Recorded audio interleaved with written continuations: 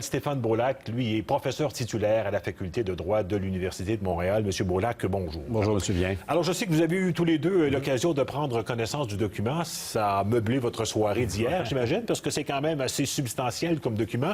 Je vous demanderai d'abord une appréciation globale du document. Monsieur Beaulac, qu'est-ce que vous en avez pensé? Bien, écoutez, tout un document très costaud, quelques 180 pages de texte avec les notes en fin de texte. Gros document, mais bon, vous savez, on est habitué en droit constitutionnel, les jugements de la Cour suprême du Canada, souvent, c'est de la même ampleur. Alors, on s'est farci ça, on a essayé de l'étudier dans un premier temps. Ça va requérir une deuxième lecture, mais d'entrée de jeu, je dirais, peut-être pour révéler mon biais, a priori, je ne suis pas de ceux qui sont très chauds à l'idée de rouvrir la Constitution. Sauf que, en l'espèce, la première chose, j'ai le goût de saluer le courage, l'audace du gouvernement de M. Couillard, d'une part, et aussi souligner que le document comme tel est très bien fait, tant dans le ton, dans le langage, la prose. Mme Beaudoin, à 24-60 hier, parlait même d'un ton poétique, mais sur le contenu, surtout. Les références historiques qui sont très importantes. Exactement. Sur l'histoire, nickel. Sur les aspects, puis évidemment, c'est cet aspect-là que je vais témoigner le plus, juridique, très bien fait aussi en mettant l'accent sur les différents épisodes de tentatives de réforme constitutionnelle. Puis, au point de vue politique, là aussi, il y a beaucoup de matériel, il y a beaucoup de contenu. On revient sur les 5 conditions de Meach. On parle des caractéristiques, 8 caractéristiques de la nation québécoise. On parle de 6 principes directeurs pour aider à aborder cette discussion, parce qu'essentiellement, on parle moins de l'éventualité d'une ronde de négociation constitutionnelle. On se concentre sur qu'est-ce qui intéresse pour avoir une conversation au Québec, au Canada, sur de possibles réformes constitutionnelles. D'accord. Monsieur Archibald, vous regardez ça, vous, davantage avec des yeux axés sur l'aspect politique des choses. Sans doute, comment est-ce que vous avez réagi en prenant connaissance du document? Ça vous semble aussi bien étoffé que ce que décrit M. Beaulac? Oui, tout à fait. C'est un bon document. Ce n'est pas un mauvais document. C'est bien écrit, bien, comment dirais-je, aéré. Mais je pense pas qu'il y a beaucoup de Québécois de la classe moyenne, pour employer l'expression de M. Trudeau, vont lire ça. Ça va être les universitaires, d'ailleurs, M. Couillard et M. son adjoint, là, Jean-Marc Fournier, ont dit ce qui nous intéresse, c'est de parler à la société civile. Ça me surpris un peu du côté pragmatique, qu'on n'ait pas au moins consulté quelques provinces pour voir s'il y avait possibilité de discuter en privé d'une façon bilatérale, s'il le fallait, avec certaines provinces. Et je pense que la réponse de M. Bradwell en Saskatchewan a été lapidaire. Écoutez, s'ils veulent parler de sociétés distinctes, nous, on va parler de péréquation. Péréquation. Et puis là, je leur souhaite bonne chance parce que nous autres, on en veut plus. Alors, ça va devenir un panier de crabes si on commence à discuter d'une façon bilatérale. Alors, je pense qu'on va s'en aller dans les universités, faire des colloques, puis essayer au cours de la prochaine année, parce que l'année prochaine, on va préparer les élections à ce temps-ci. Alors, je pense pas qu'on va mettre le couteau sur la gorge du Canada anglais. J'écoutais le trio à RDI le jeudi soir, Daniel Lessard, Kacha Kéredine et Michel David, et aucun des trois ne semblait emballé par une entrée en matière de leur part, comme journaliste, d'aller suivre des délibérations, des ultimatums, des ententes cachées dans des chalets, dans des châteaux, et puis là, que les journalistes qui font le pied gru le soir jusqu'à 3 heures du matin pour voir s'il y a eu une entente. Je pense qu'on répétera pas ça. Et c'est pour ça que je pense que nos auditeurs vont nous appeler tantôt. Je pense qu'il n'y aura pas un gros engouement, une précipitation à aller jaser de ça sur la place publique. Mais au point de vue universitaire, M. Gramont a raison, c'est un bon document qu'on va pouvoir utiliser. Ça va nous rappeler un peu Meach, Charlottetown, et peut-être que ça va rejeunir un peu notre mémoire de voir que ça a échoué, tout ça, pour toutes sortes de raisons. Certaines provinces n'ont pas embarqué. Je me rappelle M. McKinnon au Nouveau-Brunswick, M. Wells à Terre-Neuve, Elijah Harper au Manitoba. Peut-être que M. Harper, M. Mulroney a pris trop de temps aussi, de leur donner 3 ans aux provinces de 87 à 90 pour aller faire entériner ça. Donc, au point de vue politique, ça peut être un bon laboratoire pour nous dans les universités, dans des colloques, mais pour les gens de la classe moyenne... Et là, je pense que vous venez d'expliquer indirectement pourquoi M. Trudeau a repoussé ça du revers de la main aussi rapidement hier. à ses yeux, c'est une véritable boîte de Pandore que de reprendre ce débat constitutionnel. Il y aura des revendications qui vont venir des autres provinces. Les Autochtones ont déjà commencé à faire savoir que si jamais on reprend le dialogue, il faudra qu'on définisse mieux leur position, leur place dans la Fédération canadienne. Il y a questions de péréquation qui ont été soulevées dans l'Ouest. Il y a seulement que l'Ontario qui a dit, nous, on maintient notre relation bilatérale étroite avec le Québec et ça va servir l'ensemble des Canadiens. Cela dit, bien, c'est pas interdit de penser que ça peut susciter un intérêt et qu'il y aura un effet, qui sait, boule de neige. Peut-être qu'il y aura, dans une large mesure, ma réponse à dire oui, mais il va y avoir d'autres choses qui vont être soulevées, mais ces groupes, ces provinces, ces nations autochtones peuvent aussi utiliser l'occasion qui est créée par Québec pour essentiellement prendre aussi le bâton du pèlerin et aller à travers le pays, à travers les provinces, à travers le pays, à l'intérieur des sociétés civiles pour essayer justement d'accrocher un wagon derrière la locomotive que le gouvernement Couillard a mis en marche. On verra si dans les prochaines semaines ça va avancer ou non, là, mais à tout le moins, il semble y avoir, ce document est une locomotive derrière laquelle pourraient se raccrocher d'autres groupes qui s'intéressent à terme à voir une modification de notre cadre constitutionnel. Monsieur Archibald, est-ce que vous considérez que le premier ministre dit juste quand il explique que le contexte actuel, le fait qu'on célèbre le 150e anniversaire de la Fédération canadienne, soit propice justement à la reprise de ce dialogue? Vous savez, le 150e, là, c'est un été d'entertainment, hein, et on appelle les Canadiens à venir célébrer à Ottawa et partout au Canada ce 150e. Là, les parcs vont être gratuits tout l'été. Alors, je pense que c'est pas le bon moment pour discuter de ces choses-là, mais viennent l'automne. Je vous rappelle, le Québec et l'Ontario vont faire face à des élections l'année prochaine. Mme Wynne aime bien beau dire, je m'entends bien avec le Québec, j'ai des bonnes relations bilatérales. M. Fournier connaissait bien Mme Meilleur, qui était ministre de la Justice et des Affaires francophones en Ontario, mais elle est partie maintenant et je suis pas certain qu'il y a beaucoup de ministres dans le cabinet de Mme Wynne qui vont recevoir M. Fournier à Queen's Park à Toronto pour parler de Constitution. Je voudrais revenir sur les Autochtones, les Premières Nations. Oui. La réaction première hier, ça a été de dire fine, on peut en parler, mais d'abord, il va falloir que vous mettiez sur le même pied les revendications autochtones qui n'ont pas été reconnues pour l'accord du Lac-Meech et pour l'accord de Charlottetown. Les deux accords ont échoué. Alors, j'entendais un des chefs de Première Nation de l'Alberta hier dire, écoutez, nous, on est plus concentrés sur les réparations et le fameux rapport du juge Sinclair sur la réconciliation. Et puis les orphelinats. Alors, il va falloir qu'on mette ça sur la table en même temps que le Québec nous parle de sa fameuse société distincte, du droit de veto, ces choses-là. Là, d'égal à égal, c'est sûr qu'on n'aura pas une conférence fédérale provinciale avec les Autochtones avant les élections du Québec et de l'Ontario. Mais quand même, M. Couillard prend compte considérablement de la présence autochtone en territoire québécois. Là. Il fait référence de façon très précise, prend le soin de souligner que ce sont 11 nations autochtones qu'on retrouve en sol québécois. C'est une des caractéristiques qui est mentionnée nommément là, dans le document.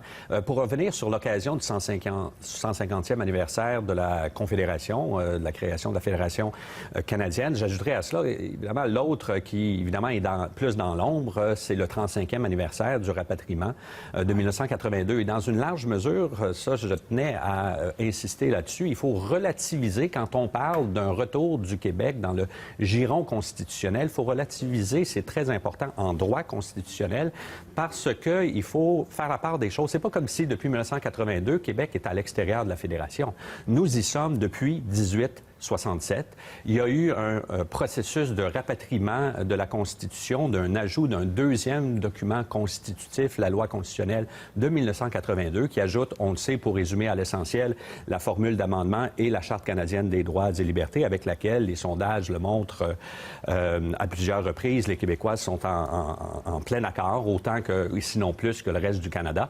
Alors, qu'est-ce qui fait défaut dans une large mesure? C'est que la province de Québec n'a pas signé en 1982 le deuxième instrument constitutif qui, en termes de pourcentage, représente sans doute pas plus que 25-30 % de notre droit constitutionnel, qui est formé de droits écrits et de droits non écrits. Dans le droit écrit, deux documents, 1867, 1982. Et c'est vraiment seulement le dernier document qui ne retrouve pas la signature de la province de Québec. Alors, c'est pas comme si Québec, depuis 1982, est à l'extérieur du giron constitutionnel canadien. Pas du tout. Mais dans les faits que Québec n'ait pas signé ce deuxième volet de l'entente, ça change quoi concrètement? Ça a un impact quand même considérable. Il ne faudrait pas mal me comprendre pour dire que j'essaie de marginaliser l'importance. Du tout. C'est fort important au niveau du symbole.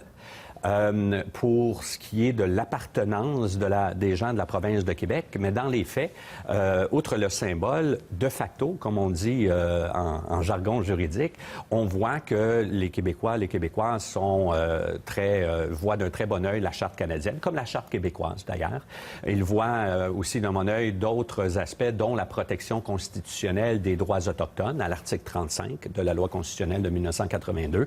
Et la Cour suprême applique la Charte en particulier au Québec avec la même force, avec le même zèle que dans le reste du pays, avec, soit dit en passant, un souci d'asymétrie, de prendre en considération, puis ça va sans doute nous amener à aborder l'aspect de société distincte ou l'aspect sur lequel on insiste beaucoup, la reconnaissance de la nation québécoise. Or, en droit, depuis 1982, on peut le dire, même en l'absence de cette clause interprétative de la société distincte, la Cour suprême du Canada et autres tribunaux prennent soin d'interpréter le droit canadien eu égard aux spécificités du Québec. D'accord. Une question encore à M. Archibald avant d'aller à la pause là-dessus. Est-ce qu'à vos yeux, M. Archibald, il est nécessaire que le Québec soit signataire de cette convention? Ben, moi, j'ai toujours pensé que oui. Je suivais ça pour vous, Radio-Canada, RDI, de 1987 à 1992. Puis on se rappelle que M. Mulroney avait mis tous ses œufs dans le même paquet en disant qu'il faut ramener le Québec dans l'honneur et l'enthousiasme. Ça n'a pas marché. Et je rappellerai que même M. Moreau, un ministre du gouvernement de M. Couillard, M. Fournier ont déjà dit que ça ne changeait rien dans les faits. Alors là, maintenant, ils sont sur la place publique en nous donnant un document puis en disant, bien, on va se corriger, ça serait mieux que ce soit signé. C'est sûr que ça serait mieux que ce soit signé, mais pour l'instant, tout le monde fonctionne comme s'il avait été signé, ce document, même l'accord du Lac-Mich, l'accord de Charlottetown. Dans la pratique, pour les gens ordinaires, ça ne changera pas grand-chose, sauf que maintenant, on relance un discours politique sur la place publique. Ça va occuper, nous, les universitaires, les journalistes. Ça, c'est correct. C'est une industrie, probablement l'industrie qui fonctionne le mieux au Canada, les discussions fédérales, provinciales. Oui, comment? Et là, ben, on va relancer ça sur la place publique, mais de voir l'aboutissement de ça, on n'est même pas aussi bien outillé que l'était M. Mulroney. Il n'y a pas de consensus au Canada anglais sur la nécessité de rouvrir ce package deal, si je peux utiliser l'expression. Alors, on a beaucoup de chemin à faire. Ça va nous donner du temps de réfléchir et de vieillir en paix. Oui, c'est ça. Une question, si vous voulez, M. Beaulac, avant d'aller à la pause, sur la notion de nation québécoise. Oui. Elle a quand même été reconnue par le Parlement fédéral dans le cadre d'une motion. M. Harper. Est-ce qu'il est, sous M. Harper, oui, en 2006, c'est ça, est-ce qu'il est nécessaire de la faire reconnaître aussi dans la Constitution? Mais de deux choses une. Encore une fois, pour distinguer le juridique dans les faits du symbole. Au point de vue, au chapitre de la symbolique, ça serait évidemment l'étape ultime pour vraiment lui donner toute la portée nécessaire, reconnaître la province de Québec comme étant une nation. Au point de vue juridique, je le mentionnais tantôt, qu'on parle de caractéristiques distinctes en raison d'un statut de nation ou simplement de société distincte. Dans les faits, le droit, y compris notre droit privé. Un exemple que j'aime utiliser, c'est la cause, puis on s'en souviendra, ça fait pas si longtemps, Lola contre Eric, qui a amené la Cour suprême du Canada de reconnaître que Québec peut faire ses choix en ce qui concerne les couples non mariés. Les conjoints de fait. Une solution qui est franchement très québéco-québécoise, qui est différente des 9 autres juridictions provinciales. Alors, la Cour suprême, c'est un exemple, il y en a plein d'autres.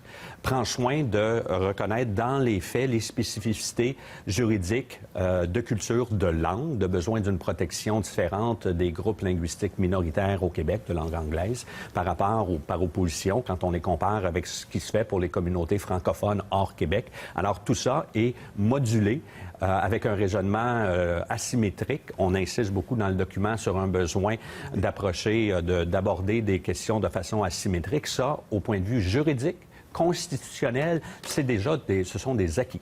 Oui, parce qu'on l'a déjà reconnu dans les faits, en matière de santé notamment. On va tout de suite aller à la pause, si vous voulez. On reprendra la discussion avec nos deux invités dans quelques instants, à la lumière, bien sûr, des commentaires que vous voudrez formuler et des réponses que vous apporterez à la question qu'on soulève aujourd'hui. On veut savoir si vous êtes intéressé par la reprise du débat constitutionnel. On y vient tout de suite après cette pause.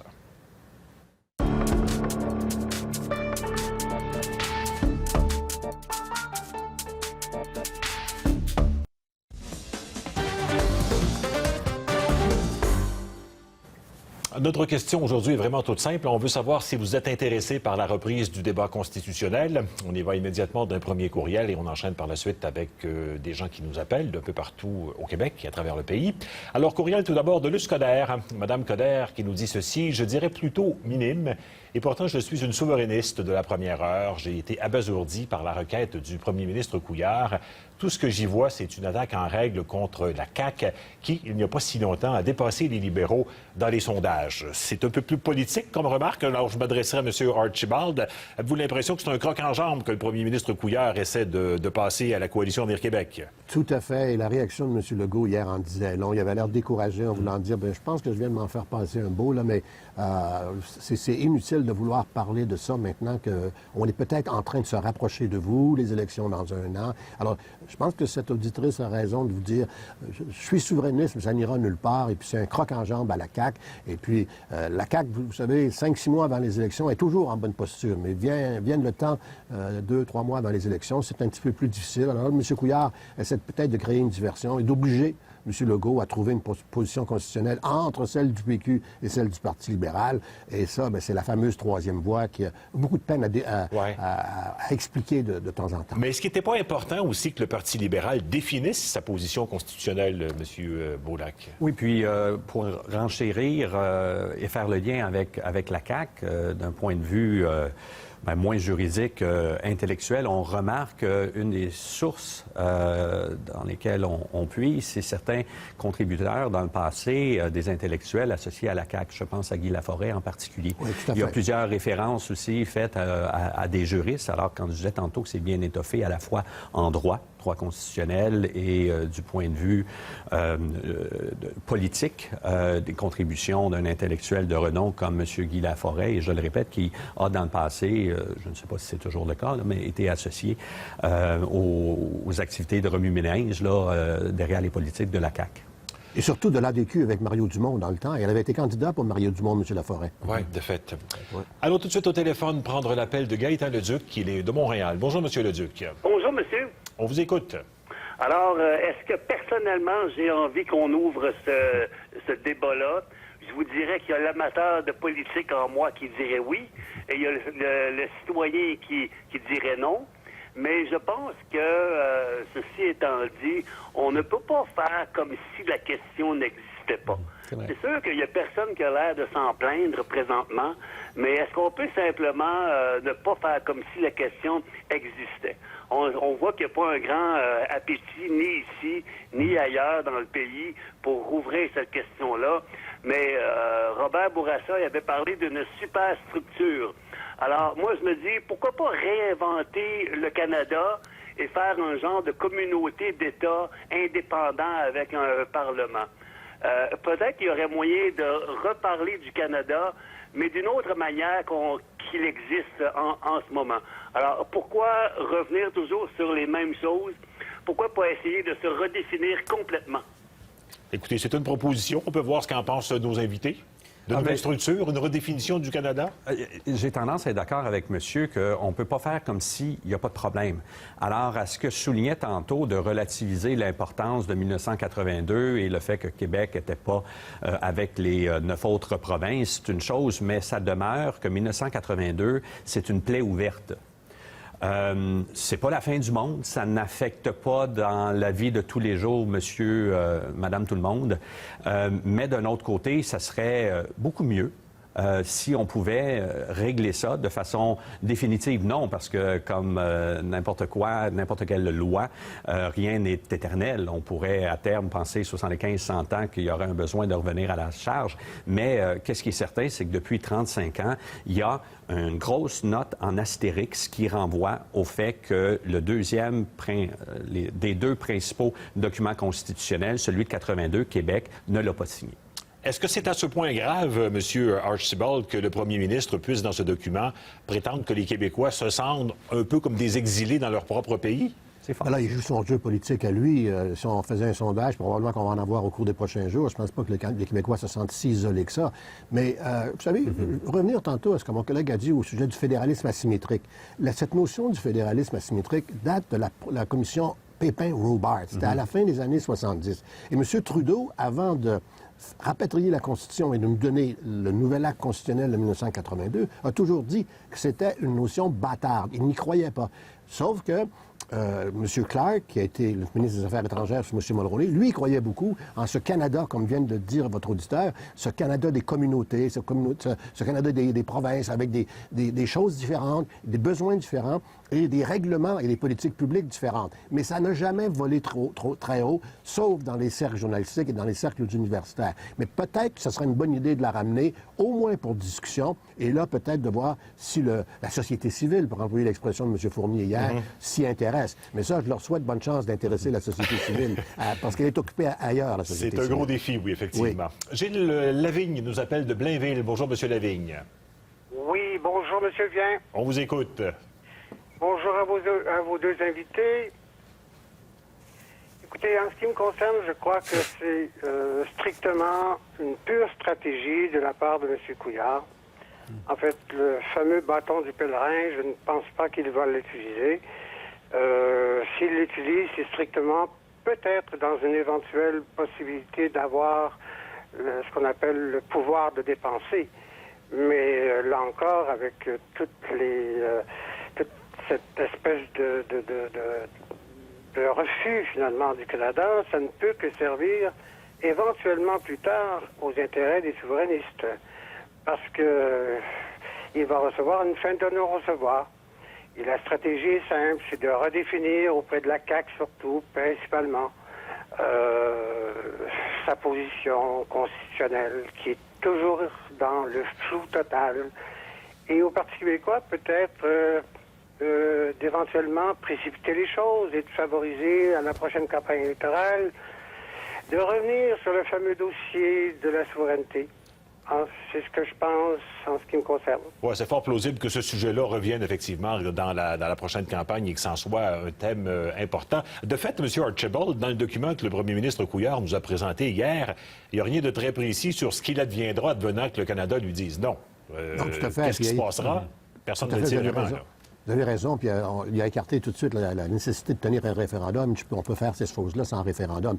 Mais pour venir à la question de l'auditeur sur le pouvoir de dépenser, vous savez, même dans le document là, de 180 pages qu'on vient de consulter depuis la journée d'hier, depuis les dernières 24 heures, on revient sur les mêmes mots qu'avait utilisé M. Bourassa lors de la conférence sur l'accord du Lac-Meech et sur celle de Charlottetown. On parle de meilleur encadrement du pouvoir de dépenser. Mais là, on ouvre, pas au point de vue juridique, on peut s'entendre sur le pouvoir de dépenser au point de vue juridique, mais au point de vue sociologie politique, au point de vue politique publique, au point de vue pragmatique, ça veut dire quoi un meilleur encadrement? Et là, ça va nous prendre une conférence de 2-3 jours, suivie d'une autre conférence 6 mois plus tard de 2-3 jours, pour déterminer cet encadrement du pouvoir de dépenser, parce que le pouvoir de dépenser, techniquement, c'est la capacité qu'a le fédéral, qu'il se donne, en tout cas, de s'ingérer dans les matières de compétences provinciales, en donnant de l'argent. Et là, quand vous dites on veut un meilleur encadrement, je vous souhaite bonne chance d'avoir, pour employer l'expression de mes anciens recteurs d'université, un accord unanime. Bon. L'unanimité plus un, c'est difficile. Juridiquement, il y a des questions intéressantes qui se posent là-dessus. Là. Oui, puis pour revenir sur... je l'ai compris, je l'ai interprété comme étant un pessimisme auprès de l'auditeur. Moi, je le suis moins. Je suis peut-être pas chaud initialement, a priori, pour en arriver rapidement à une nouvelle ronde de négociations, mais de prendre le bâton du pèlerin. On a échoué dans les années 70, même dans les années 60, puis formellement avec Meech, avec Charlottetown. On a échoué à la réforme constitutionnelle canadienne, mais je serais tenté de faire référence à l'adage 100 fois sur le métier, vous remettrez votre ouvrage.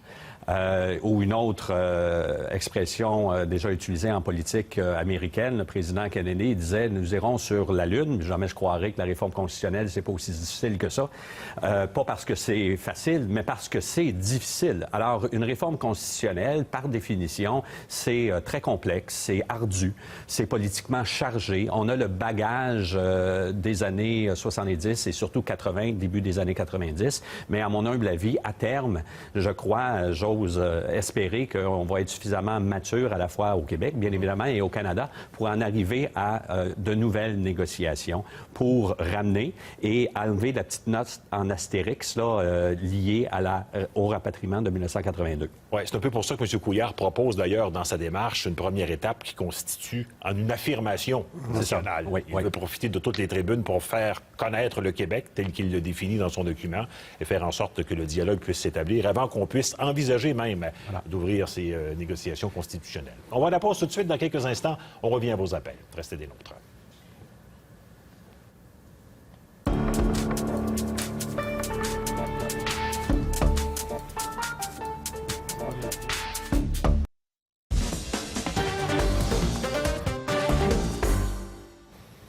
Notre question est la suivante. Êtes-vous intéressé par la reprise du débat constitutionnel? Voici ce qu'en pense Claude Plourde. Je suis né et grandi à Hearst, en Ontario. Tant qu'à ouvrir la Constitution, pourquoi ne pas rendre l'Ontario officiellement bilingue? Nous, Franco-Ontariens, méritons certainement la reconnaissance de nos droits. Après 402 ans, on serait dû. Monsieur Archibald, c'est envisageable? Je ne pense pas que dans des négociations constitutionnelles qu'on va aborder la question de l'Ontario bilingue. C'est une décision provinciale. M. Trudeau l'a déjà dit. Si l'Ontario embarque, on va être obligé de reconnaître, mais c'est une décision provinciale de rendre, je pense, en tout cas, en termes de droit linguistique, l'Ontario bilingue. Mais c'est une bonne préoccupation et c'est certain que M. Couillard ou M. Fournier, quand ils vont rencontrer leurs homologues provinciaux dans des relations bilatérales, ils vont peut-être parler de ce bilinguisme-là, Nouveau-Brunswick, Manitoba, est-ce qu'on pourrait revenir? Mais je vous rappelle qu'on a toujours eu de la difficulté avec ça. Le mariage canadien est un mariage complexe. Quand il a été signé en 1867, il n'avait que 4 provinces. Nouveau-Brunswick, Nouvelle-Écosse, Québec et Ontario. Maintenant, pour avoir un nouvel accord, ma présomption à moi, c'est que ça va prendre un accord unanime. Alors, il y a 10 provinces, 3 territoires, les Premières Nations. Les Premières Nations, on va vouloir s'entendre sur qui les représente. Ça fait beaucoup de monde autour de la table. C'est pas demain la veille qu'on va réussir ce tour de force, je pense. Hein? Comme on dit au Québec, là, ça fait beaucoup de monde à la messe. Oui, exact. M. Beaulac, vous en pensez quoi? Bien, écoutez, en 1982, on a inclus le bilinguisme pour la province du Nouveau-Brunswick. Alors, de savoir est-ce que c'est incompatible d'inclure ça, mais je le soulignais tantôt, il faudrait que l'Ontario prenne le lead, pour le dire en utilisant l'expression anglaise, prenne les devants et fasse des représentations, puis à terme, quand viendra le temps, le cas échéant, d'arriver à la table de négociation, d'inclure ça dans les éléments à enchasser dans la nouvelle mouture de la Constitution canadienne. Très bien. Michel Daigneault nous attend. Il est à Saint-Eustache. Bonjour, M. Daigneault. Oui, bonjour. Une constitution n'est pas immuable. Donc ça doit évoluer comme les mœurs et représenter tous les citoyens en révisant les articles qui nécessitent d'être modernisés. Puis lors du 150e, si on a le sens de l'histoire, ce serait indiqué de mettre à jour la loi sur les Indiens, qui sous-entend que ce sont des illégaux, en négociant avec eux d'autant plus que le fédéral priorise dans son programme d'infrastructure les projets qui vont assurer un meilleur avenir aux Autochtones, en reconnaissant que la nation Mohawk a littéralement construit l'Amérique. Et ce faisant, l'ont fait prospérer. Puis en créant un fonds, ça viendrait souligner ça. Puis l'échec du lac Meech n'en est pas un pour ceux qui ont agi expressément pour exclure le Québec d'une signature constitutionnelle, rendant plutôt ironique que des fédéralistes maintiennent en vie le mouvement souverainiste en refusant systématiquement d'inclure le Québec. Puis plusieurs personnes disent qu'il n'y a pas d'appétit pour une vraie constitution inclusive, mais curieusement, quand on en discute, le débat s'anime. Donc la constitution n'appartient pas aux élus, elle doit représenter tous les citoyens sans exception. Un bon point.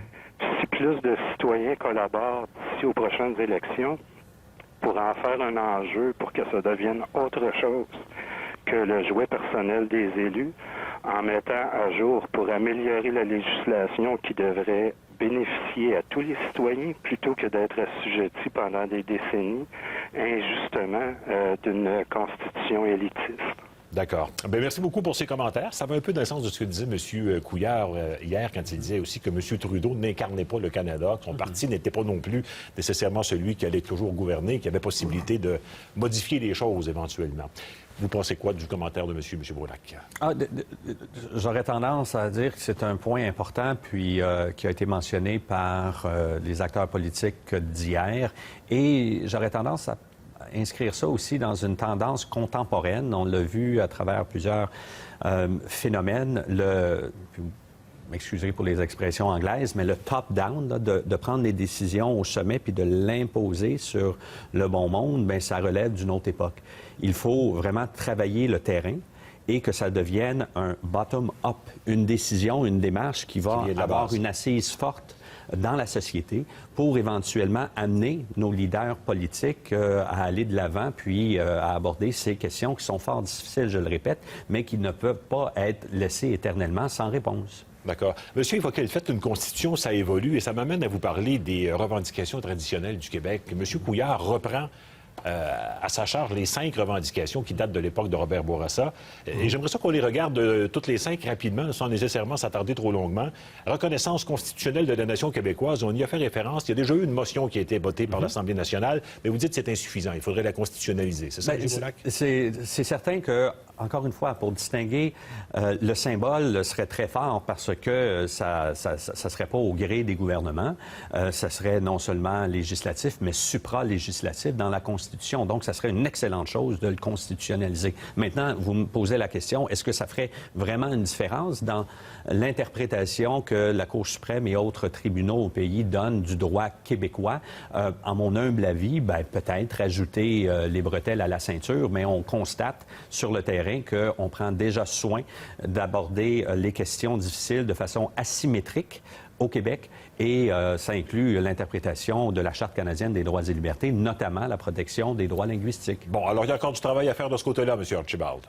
Oui, et puis de toute façon, c'est pas demain la veille, hein, parce que, vous l'avez dit, M. Vien, on fonctionne comme s'il y avait cette société distincte reconnue. Un des derniers discours de M. Bourassa avant de mourir à l'Assemblée nationale, on le fait jouer à nauséam depuis hier soir. M. Bourassa dit « Le Québec est et demeurera maintenant toujours une société distincte ». Et comme M. Harper l'a fait entériner aussi, je me demande pourquoi on aurait besoin de le faire entériner dans la Constitution pour changer les choses, si même les juristes nous disent que la Cour suprême n'en tient pas compte. Elle présume que la société distincte, la nation québécoise, c'est déjà reconnu en droit. Oui. Et il y a 2 autres de ces revendications traditionnelles qui ont cheminé au fil des ans aussi. Là, je pense par exemple à la participation du Québec à la nomination des juges. Oui. Il y en a déjà 3 qui appartiennent au Québec. Oui. C'est dans la loi sur la Cour suprême, mais plus que ça, M. Vien, c'est que nous avons eu, il y a 2-3 ans, une décision de la Cour suprême du Canada autour, vous vous souvenez, du dossier de la nomination du juge Nadon à la Cour suprême qui arrivait de la filière des cours fédérales.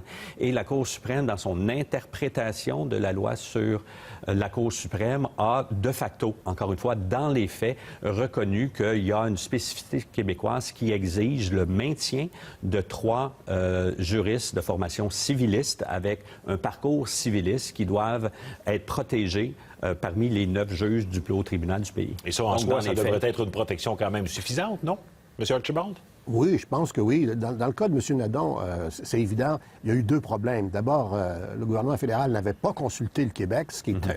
vous partez mal, vous ne consultez même pas la province qui devrait être consultée. On aurait pu avoir des consultations informelles. Et la deuxième chose, c'est que M. Nadon n'avait pas pratiqué au Québec au cours des 25 dernières années précédant sa nomination. Alors, pragmatiquement, politiquement, c'était très mal parti. Et la Cour suprême dit, bien, écoutez, non, nous, on ne peut pas accepter ça. Il y a des principes, il y a des conventions, tiens, pour employer l'expression juridique, qui doivent être respectées au Canada. Et M. Nadon n'a jamais été nommé juge à la Cour suprême. Bon, en matière d'immigration, on sait qu'il y a des ententes qui ont déjà été conclues, administratives avec le gouvernement fédéral. Merci. Une question peut-être sur le droit de veto. Où est-ce qu'on en est avec cette question-là? Qu'est-ce qui advient de ça, éventuellement?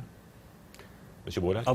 Écoutez, ça serait des 5, là, 2 qui demeurent plus problématiques, entre guillemets, qui auraient besoin de s'y affairer pour, justement, cheminer, aller de l'avant, parce que, je le répète, pour les 3 autres, que ce soit la nation, société distincte, les juges à la Cour suprême et les pouvoirs en matière d'immigration, sur le terrain, on voit déjà que ça va dans le sens qui était demandé en 1987 par Québec. Reste le pouvoir de dépenser et le droit de veto. On a parlé tantôt brièvement gouvernement du pouvoir de dépenser en ce qui concerne le droit de veto, les revendications de 87, puis ça avait été réitéré un peu différemment, là, mais lors de Charlottetown, c'est essentiellement d'élargir finalement le champ les domaines, qui exigent l'unanimité suivant la formule de modification, la partie 5 de la loi constitutionnelle de 1982, parce que il y a plusieurs de ces changements constitutionnels qui requièrent ou qui suivent la formule dite des 7-50, c'est-à-dire minimalement 7 provinces représentant 50 de la population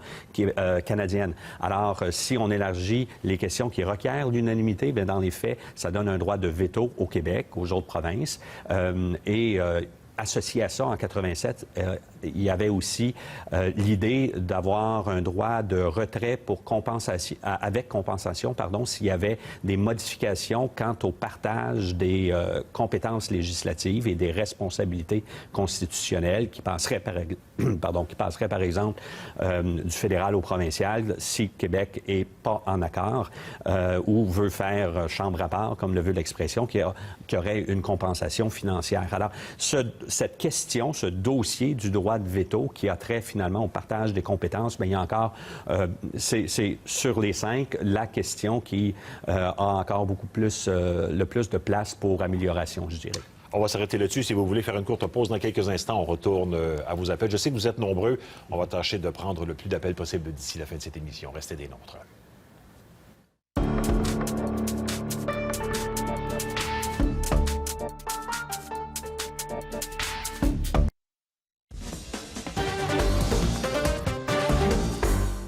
Sans doute pendant quelques années, je pense. Oui, bien, si le train quitte la gare, là, parce que ça reste encore à voir la semaine prochaine, parce que jusqu'à maintenant, je pense que les moteurs sont partis, mais la locomotive est encore dans la gare. Mais M. Fournier et M.